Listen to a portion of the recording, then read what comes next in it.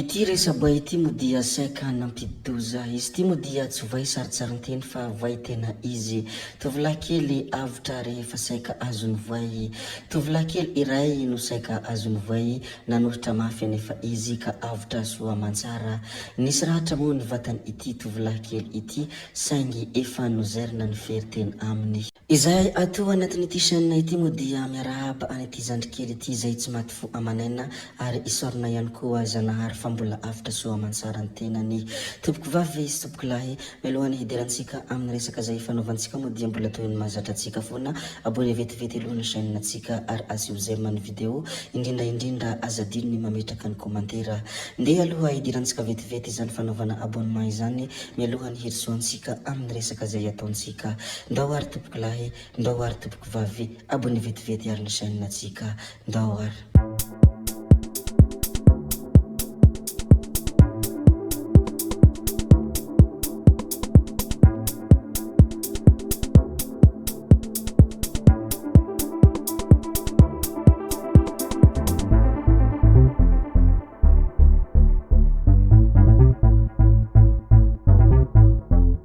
Any amin'iny Ambodisaina Ambodinonika commune Antanambao Mahatsara iny izay distrikany Vatomandry fakitra Antsinanana dia fidinana ifotony ny tsidiana ireo mpiompitrondro sy nanomezana toromarika ara-teknika samihafa. Nanambara ny ministeran'ny Jono sy ny toe-karena manga ny hoe mba hiatrehana izao fotoam-pahavaratra sy toetrandro ratsy ary indrindra ny fovaovan'ny toetrandro izao dia nanatanteraka fidinana ifotony tao amin'ny fokontany Ambodisaina Ambodinonika commune Antanambao Mahatsara distrikany Vatomandry ny ekipa fitalehavam-pakitry ny Jono sy ny toe-karena manga Antsinanana sy ny ekipany Antsinanana ny andro iny faharoa ambin'ny folo febroary 2024 iny nitsidiana ireo mpiompy-trondro Andobo sy Antanimbary ka nanomezana toromarika ara-teknika samihafa azy ireo mba hiatrehana izany zavatra voalaza izany. Mbola resaka izany Jono sy ny toe-karena manga izany hatrany mo dia tany Morombe fakitra Atsimo Andrefana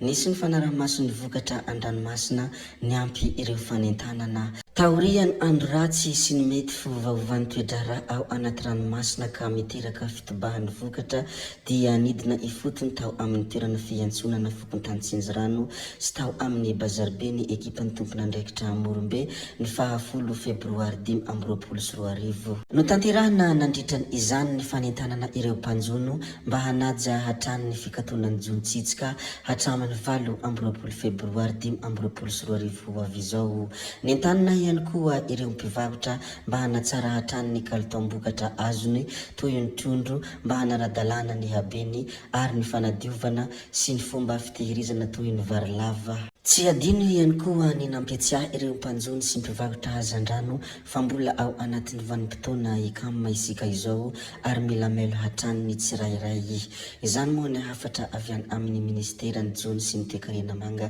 koa dia ampitiavana be no hizarana izany aminareo rehetra ato. Ity anankiray manaraka ity mo dia tsy akely no sady tamberina satria ny telo andro lasa no nanao ity fanambarana ity ny solombavam-bahoaka Sofia Ratsiraka mikorontana ny mponina ao amin'ny distrikany Vatomandry ary varahontsana sy talanjona ny tenako raha nahita ny namadihany sasany ny valim-pifidianana atao tery vaimanta ny fametrahana be ny tanàna resy tamin'ny salanisa 20 isanjato ary nahilika tanteraka ny nahazo 10 isanjato nidina lambe niaro ny zo sy ny safidy ny vahoaka tao Ambodinonika sy Antanambao Mahatsara ka nandefasana zandarma maherin'ny 70 sy emoragy tomobila anankitelo tsy tany miady akory ny eto Vatomandry ka ampitahorina amin'ny basy sy miaramila ireto vahoaka tsy manana afatsy ny tanampolo ankehitriny dia 7 no voafonja ary mitsangana ny tenako amin'ny masolombavam-bahoaka satria zava-dehibe ny fanajana ny safidim-bahoaka eto amin'ny tany sy ny fanjakana izany moa ny fanambarana sy ny soratra izay nosoratany ity solombavam-bahoaka Sofia Ratsiraka ity ny telo andro lasa. Raha ohatra ka mitsangana i Ramatoa Sophie Ratsiraka amin'ny masolom-bavam-bahoaka azy moa dia ny fanontaniana mipetraka ny hoe hatraiza ny mety ho vitany ary hatraiza ny mety ho tohiny ity zavatra ity. Anasantsika moa ny tohiny ary ho zalentsika ato anatin'ity saina ity ihany no mety ho tohiny ity toe-draharaha ity. Mbola mikasika an'izay fifitianana izay hatrany moa dia nahitana soratra ihany koa ny tao amin'ny compte-ny Monja Rondefo ary nisy video izay navoakany. Manasanao hitsidika ny page-ny izany Monja Rondefo zany, ahitanao ny video izay navoakany. Toy izao moa ny soratra izay hita tao amin'ny compte-ny: fanerana araka ny vaovao nampitaina aty amiko dia mety hiseho ny fifandonana noho ny fifanolanana ara-pifidianana ny tanànan'ny Tanambao noho ny fifandirana amin'ny hosoka ara-pifidianana araka izao horonan-tsary fohy izao. Imo araka ny volazako teo raha hijery an'izany horonan-tsary zany ianao dia manasanao hitsidika ny page-ny Monja Rondefo fa ao ahitanao izany horonan-tsary izany. Nilaza ihany koa moa ity ray aman-dreny Monja Rondefo ity ny hoe tongo bakivaky sady marary no mahamenatra kanefa noho ny mety ho fahaverezan'ny ain'olona dia manaitra ny fanjakana ny tenako tsy hanamaivana izao trangan-javatra izao, indrindra fa fantatra izao fa hisy hetsika fanakatonana ny bureau ben'ny tanàna Rampitso. Aoka mba ho jerena ankaiky izao toe-javatra izao fa tsy atao hoe avelahy famono ao ry zareo satria misy antony matombotranga ny toe-javatra toy izao. Manahy aho ity ray aman-dreny ity, manahy aho hoy Monja Rondefo ny hitrangany Ramandriaka raha tsy misy fanelanelanana marina amin'ny disadisa. Izany moa ny hafatra izay nambarany tao anatin'ny pejiny koa dia zaraiko aminareo foana satria anisan'ny ray aman-dreny be amin'ny firenena moa ity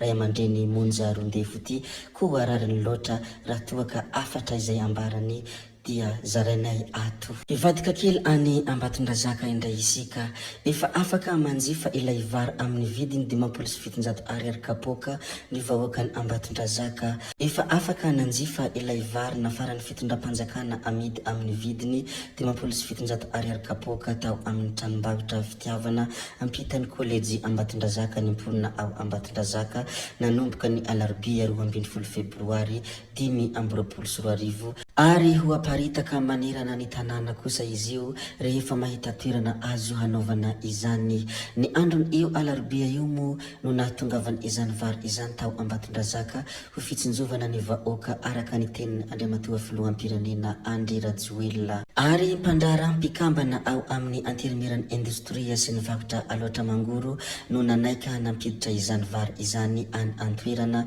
tao aorian'ny fifampiresahana izay natao teo anivon'ny fitalehavam-barotra ny fampiroboroboana ny indostria sy ny varotra sy ireo mpanafatra vary. Raha araka ny vaovao moa dia 12 taona izao tonga voalohany izao ary nidina ifotony nijery izany ny talem-pakitra Andriamatoa Rabarimanana Zano Fidèle sy ireo mpiara-miasa aminy, ka fantatra fa amin'ny farany herinandro zao kosa no hanaovana ny komandy manaraka raha nambarany io mpandraraha io. Zay ihany koa no azontsika lazaina amin'ity video anankiray ity koa dia ankasitrana be fata ianareo na vitana hainao hatramin'ny farany amin'ny manaraka indray no manao ny misimisy hametra beloma izahay, veloma ary tompoko lahy, veloma tompoko vavy, ka be hoe tsao tsao amin'ny manaraka indray io.